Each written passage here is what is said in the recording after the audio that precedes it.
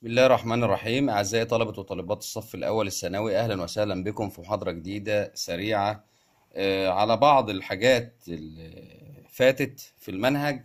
حاول برضه أفكرك بيها بسرعة. معاك مستر وليد، وهحاول أفكركم إن شاء الله ببعض الحاجات. بيقول باستخدام معادلة الأبعاد تأكد من صحة العلاقة.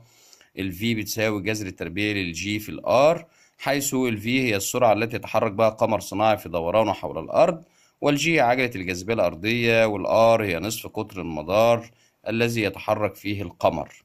يبقى أنا عندي معادلة أو قانون، ده هتاخدوه في الترم التاني إن شاء الله، بس ما يهمناش دلوقتي القانون نفسه على قد ما يهمنا إن احنا نثبت صحته من خلال صيغة الأبعاد. طبعا أنت عارف إن صيغة الأبعاد هي صيغة تستخدم لإثبات صحة القوانين. إذا اتفقنا على الطرف الأيمن والطرف الأيسر لأنهم متساويين فبنقول العلاقة ممكنة، وإذا لقيناهم غير متساويين فبنقول العلاقة خاطئة. فتعال نشوف بالمثال ده كده إن شاء الله هنثبته إذا كان صحيح أو ممكن يعني أو خاطئ إزاي. فهناخد العلاقة بتاعتنا اللي هي بتقول إنه ال V بتساوي الجذر التربيعي للجي في الار. طبعا انا علشان اظبط الطرفين لابد اربع اشيل الجذر، يعني اتخلص الجذر. يعني اتخلص من الجذر ازاي؟ هنقول بتربيع الطرفين الاول عشان اعرف اتخلص من الجذر. فيبقى لما هربع الطرف الاولاني هيبقى الفي تربيع، ولما هربع الطرف الثاني هيبقى الجي في الار. يبقى انا عندي طرف ايسر، وعندي كمان ده الطرف الأيمن. وتعالى نشوف صيغة الأبعاد هنا هتساوي هنا أو لا. تعال نشوف. الطرف الأيسر في تربيع، أنا عندي الفي بس أصلا وحدة قياسها بالمتر ثانية سالب واحد، بس هي تربيع هيبقى متر تربيع. يعني لما أحب أربع متر ثانية سالب واحد هيبقى متر تربيع ثانية سالب اتنين. وبالتالي وحدة القياس دي وحدة القياس، وبالتالي صيغة الأبعاد أو المتر ده بيقيس الطول، والطول أبعاده ال، يبقى ال تربيع. والثانية دي اللي هي السكند الاس، يعني بتقيس الزمن، والزمن أبعاده تي، بس هي سالب اتنين برضه هيبقى ال تربيع تي ناقص اتنين كده. فأنا كده جبت صيغة أبعاد الطرف الأيسر. تعال نشوف صيغة أبعاد الطرف الأيمن.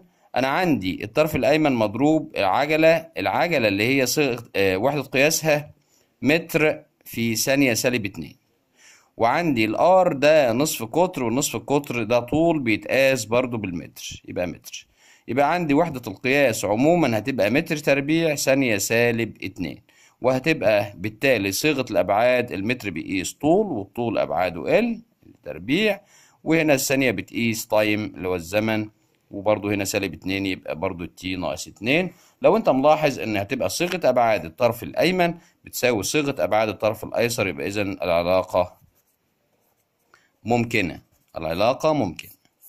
تمام. ده برضو حاجة سريعة كده فكرتنا او نعرف نتصرف ازاي في حالة وجود الجذر. هربع الطرفين علشان خاطر اعرف اتخلص من الجذر، واجيب وحدة القياس للطرف الايسر وصيغة ابعاده، وحدة القياس للطرف الايمن وصيغة ابعاده، واتفقنا طبعا ان هما الاتنين متساويين، يبقى كده العلاقة ممكن. تعالى برضو اتكلم معاك في مسألة على الازاحة والمسافة. بيقول لي في الشكل المقابل يتحرك جسم من النقطة A إلى النقطة C، احسب كلا من المسافة والإزاحة التي يقطعها الجسم. أنا عندي جسم بيتحرك من النقطة A إلى النقطة C، يعني الجسم ماشي كده، ماشي بالشكل ده، وطلع هنا كده على الدايرة دي، على نص الدايرة دي، ونزل تاني، وبعد كده بيكمل معايا الجسم كده، وبعد كده لحد السي. يعني الجسم ماشي كده. تعال نجيب المسافة ونجيب الإزاحة. المسافة اللي هي طول المسار الفعلي، يعني طول المسار الفعلي، يعني هتحسب كل الشغل ده لحد ما يوصل للسي. بنقول له المسافة اللي هي طول المسار الفعلي بتساوي ايه؟ انت شايف انه مشى 4 سنتي، ده اول 4 سنتي زائد بعد كده قطع، انت شايف انه قطع نص دايرة، وخد بالك قطرها 4 سنتي، قطرها 4 سم، يبقى نصف قطرها 2 سم، يبقى نصف قطرها 2 سم. طب انا لما احب اجيب نص محيط الدايرة اضرب نص في محيط الدايرة، نص المحيط، وانا عاوز نص المحيط، يبقى اشوف المحيط اللي هو 2 باي نق واضربه في النص، يبقى ده نص في 2 باي نق، يبقى كده ده نص محيط الدايرة، زائد بعد كده مشى كمان 4 سنتي، زائد بعد كده مشى 12 سنتي، 12 سنتي. تمام لحد كده مفهوم؟ مفهوم.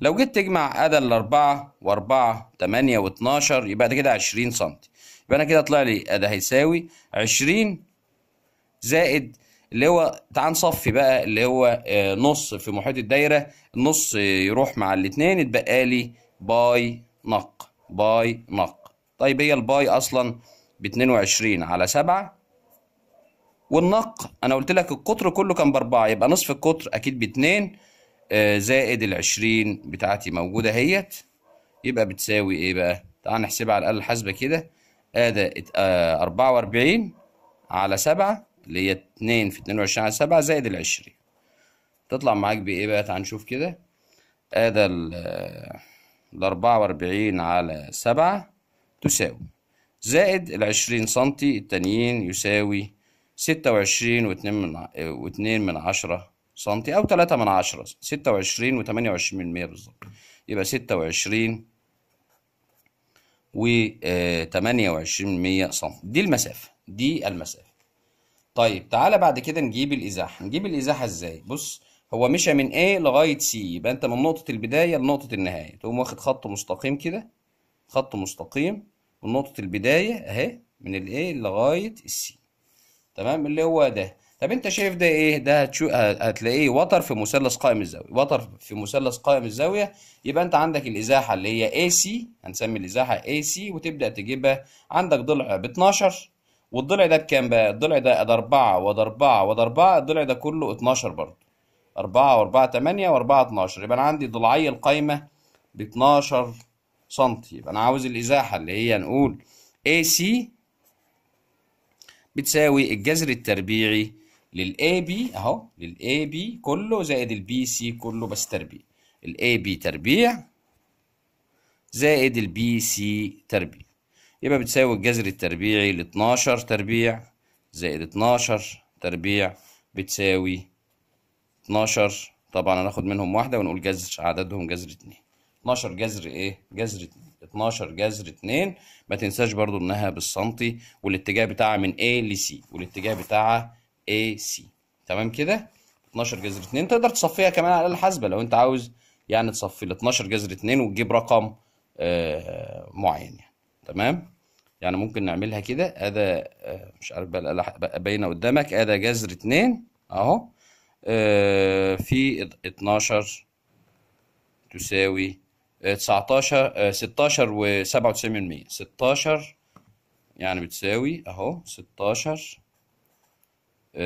97% سنتي، طبعا في الاتجاه AC ما تنساش اهو، لان دي ازاحه، لان دي ازاحه لازم تبقى متجهه، لازم تبقى متجهه.